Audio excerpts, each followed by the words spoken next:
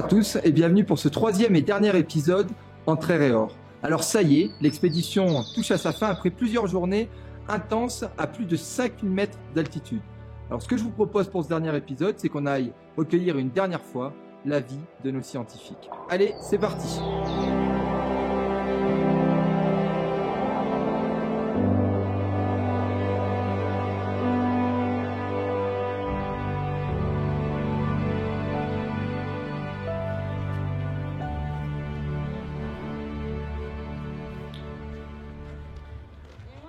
Alors ici, on est dans la salle d'entrée du laboratoire en compagnie d'Ivan Anko qui réalise depuis le début de l'expédition avec les étudiants près de 200 tests Covid.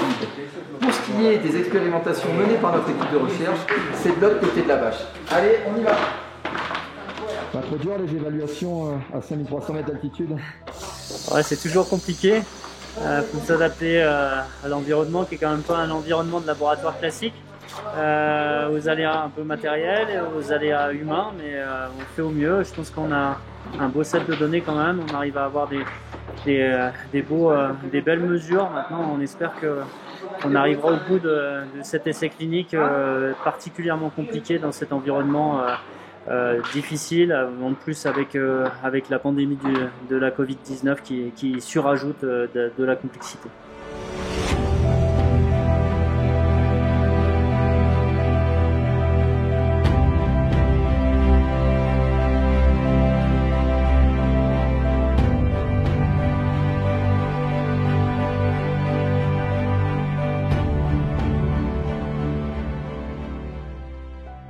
Le courage des mineurs qui viennent dans cette ville, dans un lieu qui est complètement hostile. On n'est pas fait pour vivre à cette altitude. Même eux qui sont un peu plus adaptés à de telles altitudes, ils ne sont pas faits eux non plus pour vivre aussi haut et dans des conditions aussi difficiles. Les conditions sanitaires sont extrêmes.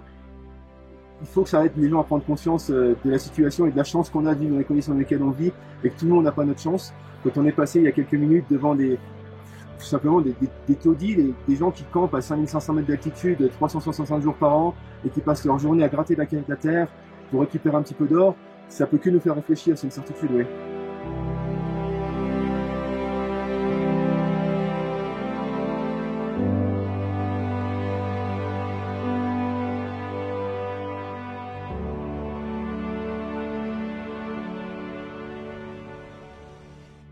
On a vraiment l'impression d'être d'être au 19e siècle dans Germinal, et puis petit à petit quand on y vit et quand on y reste, on découvre finalement un lieu de vie où les gens se sont adaptés, ont une vie familiale, pratiquent des activités sportives.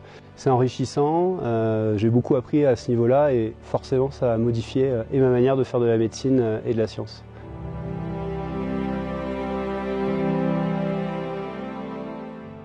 Une espèce de contraste entre l'aspect de la ville et puis les gens qui y habitent. Les gens qui y habitent sont heureux, souriants. C'est toujours émouvant. Ça pose la question de quelle est notre place, est-ce que c'est quel est notre rôle, quelle est notre juste position dans tout cet univers. On essaie d'apporter une goutte d'eau, mais je pense qu'il faut tout le temps se poser la question de ce que l'on doit faire, avec qui, de quelle manière pour que ça ait un minimum de sens et peut-être d'impact sur ce système de mine qui est quand même hallucinant. Ça remet vraiment beaucoup de choses en question, même pour soi-même. Ça peut pas laisser insensible de... Buenos días. Buenos días. Ça peut pas laisser insensible de croiser comme ça des mineurs qui vont creuser toute la journée, des femmes qui cherchent quelques bouts d'or peut-être en dehors de la mine, des enfants qui vivent dans des conditions sanitaires terribles. Tout ça quand même à plus de 5000 mètres d'altitude. C'est tellement en décalage avec notre vie, on se demande même si on vit vraiment sur la même planète et pourtant c'est le cas. Ça renverse, c'est sûr, tout un tas de choses et je pense que surtout ce qui est sain, c'est de garder ça dans un coin de notre tête perpétuellement pour relativiser, puis pour faire des choix aussi de vie qui sont peut-être en équilibre, en respect de ces gens qui vivent ici dans des conditions extrêmes.